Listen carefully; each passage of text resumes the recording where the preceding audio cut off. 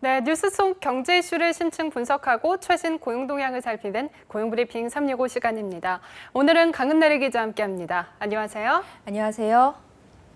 어느덧 10월도 중반을 훌쩍 넘어섰는데요. 그런데 이번 달부터 달라진 다양한 고용 관련 제도들에 대해서 아직 잘 모르고 계시는 분들이 많아서 오늘 이슈픽에서 한번 짚어드리고자 합니다. 지금 바로 시작하겠습니다. 네, 이번 달에 굵직하게 달라진 제도들이 참 많았어요. 특히 노동자가 일과 가정을 양립할 수 있도록 지원하는 제도들이 많이 공감을 받았죠. 네, 그렇습니다. 이번 달부터 현재 유급으로 3일밖에 받을 수 없는 배우자의 출산 휴가가 유급 10일로 확대됐습니다. 휴가 기간이 확대된 만큼 1회에 한해서 분할 사용도 가능해졌고 출산일로부터 30일 이내에만 가능했던 휴가 청구 기간도 길어졌는데요. 이제는 90일로 늘어나 근로자들이 보다 유연하게 출산 휴가를 쓸 수 있을 것으로 보입니다. 네, 일부 대기업에서는 이전에도 배우자의 출산 휴가를 10일로 하는 경우가 있었지만 인력이 부족한 중소기업에서는 기존의 법적 유급 휴가인 3일조차 못 쓰는 경우가 많았잖아요.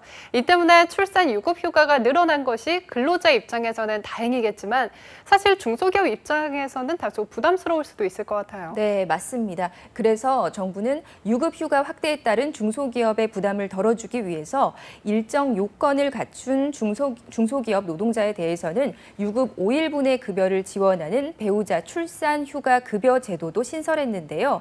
이 고용보험법상 우선 지원 대상이 있습니다. 제조업은 500인 이하, 도소매업, 서비스업은 300인 이하인 기업입니다.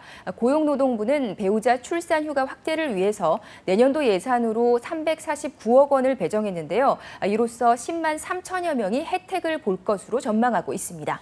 네, 그렇군요. 그런데 사실 이렇게 제도적인 요건이 갖춰져 있어도 실제로 활용하지 못하는 경우도 많았잖아요. 이를 대비하기 위해 마련한 대비책이 있나요? 네, 고용노동부 조사에 따르면 배우자 출산 휴가 제도는 2017년 기준으로 봤을 때 인지도는 72%로 비교적 높은 수준이었는데요. 하지만 활용률은 7%에 불과한 것으로 조사됐습니다. 특히 사업체 규모별로 활용 가능도의 차이가 났습니다.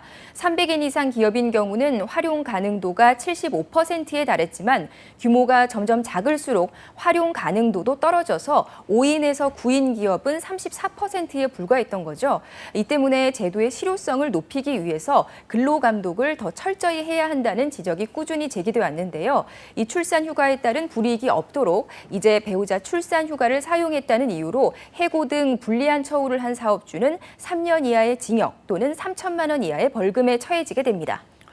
네, 제도화가 되는 것도 중요하겠지만 사실 잘 정착이 돼서 실효성 있게 제도가 운영되는 것이 더 중요하겠죠. 이번 기회를 통해서 배우자 출산 휴가를 모든 노동자들이 보장을 받을 수 있게 된다면 정말 좋을 것 같은데요. 네, 그렇습니다.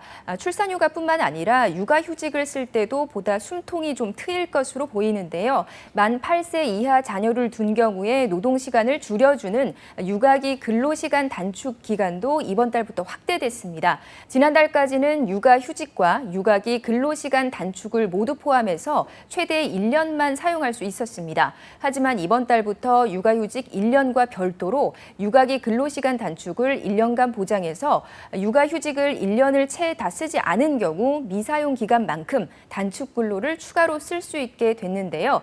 이러한 근로시간 단축은 최소 3개월 단위로 횟수에 제한 없이 나눠서 사용이 가능한데요. 특징은 임금이 줄어들지 않는 하루 1시간 단축도 허용이 된다는 겁니다. 대신 2시간 이상 단축을 할 경우에는 통상 임금의 80%를 받게 됩니다.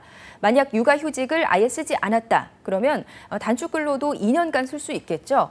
육아휴직과 육아로 인한 단축 근로가 앞으로 보다 더 유연하게 쓰일 것으로 보입니다. 네, 맞벌이 부모 같은 경우 일정 기간 동안 집중적으로 자녀를 돌봐야 할 때가 있잖아요. 가령 어린이집 적응 기간이나 아이가 아플 때가 바로 그 대표적인 예일 텐데요. 이렇게 육아휴직이나 단축 근로를 탄력적으로 쓸 수 있다면 맞벌이 가정의 부담이 조금 덜어질 것 같은데요. 네, 그렇습니다. 또 뿐만 아니라 실업급여 제도에도 변화가 생겼습니다. 실직자의 생계를 지원함으로써 재취업 활동을 촉진하기 위해서 이번 달부터 실업급여의 지급 수준이 평균 연평균 임금의 50%에서 60%로 인상이 됐는데요. 이 지급 기간도 확대됐습니다. 실직자의 연령과 고용보험 가입 기간에 따라서 90일에서 240일로 정해져 있었던 지급 기간이 120일에서 270일까지 확대됐습니다. 네, 짧게는 실업급여를 3개월밖에 받지 못했기 때문에 실직자의 취업에 사실 많은 어려움이 있었는데요. 이렇게 최단 또 최장 기간이 모두 늘어났다는 점이 참 반가운 소식인 것 같습니다. 또 이제는 초단시간 근로자도 실업급여를 받을 수 있게 됐어요. 네, 그렇습니다. 한 주에 이틀 이하 또는 15시간 미만을 일하는 노동자의 경우에 18개월 동안 유급 노동일이 최대 156일에 불과하기 때문에 지난달까지는 실업급여를 받을 수가 없었는데요. 그런데 이번 달부터는 초단기 노동자도 실업급여를 받을 수 있게 됐습니다. 이 때문에 고용보험 가입자 수도 늘어나는 한편 실업급여를 지급하는 대상도 한층 늘어날 것으로 보입니다. 네, 그렇군요. 다음은 이용한 경제용어만을 쏙쏙 골라 소개하는 뉴워드 시간이죠. 네, 오늘의 뉴워드는 맘고리즘과 라떼파파입니다. 우선 맘고리즘은 다소 씁쓸한 용어입니다. 영어에서 엄마를 뜻하는 맘과 문제 해결을 위한 수학적인 절차나 규칙을 뜻하는 알고리즘이 합쳐진 말인데요. 여성이 육아를 전담하고 또 여성의 생애 주기별로 육아를 반복하게 되는 구조를 이야기합니다. 그러니까 출산 후에는 직장 생활과 육아를 병행하다가 나이가 들어서는 직장에 다니는 자녀를 대신해서 손주를 돌봐야 하는 게 현실이라는 거죠. 출산과 워킹맘, 퇴사, 그리고 독박 육아, 이에 따른 경력 단절, 또 후에 이어지는 황혼 육아, 이런 굴레에서 벗어날 수 없는 우리나라 대다수 여성들의 상황을 자조적으로 표현한 단어라고 할 수 있습니다.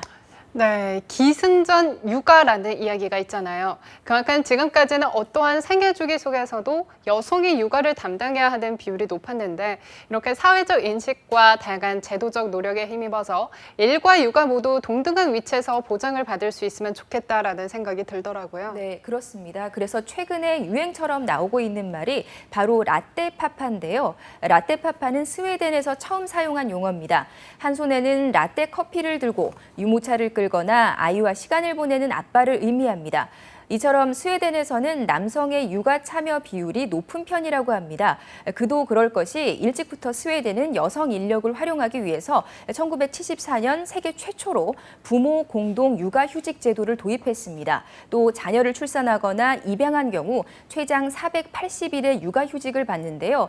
덕분에 아빠들도 눈치 보지 않고 출산 휴가나 육아 휴직을 쓸 수 있어서 남성의 육아 참여 비율이 높아진 거죠. 이 때문에 여성과 남성 모두 일과 가정의 고른 양립을 위해서는 무엇보다 제도적인 뒷받침이 필요하다고 전문가들은 이야기하고 있습니다. 네, 얼마 전 경력 단절 여성에 대한 영화가 개봉됐습니다. 바로 82년생 김지영이죠. 물론 일부에서는 논란도 있었지만 여성계에서는 여성이 처한 현실을 사실적으로 보여주는 영화라며 많은 호평을 했습니다. 그런데 이러한 문제 원인을 단순히 남녀 간의 역할 불평등에서만 찾는다면 앞으로도 82년생 김지영은 곳곳에서 출연할 수밖에 없을 텐데요. 앞으로도 이번처럼 제도 개선에 대한 노력이 뒷받침돼서 맘고리즘 대신 라떼파파가 보편적으로 쓰일 수 있기를 희망하겠습니다. 오늘도 강은나래 기자 함께했습니다. 고맙습니다. 지금까지 고용브리핑 365였습니다.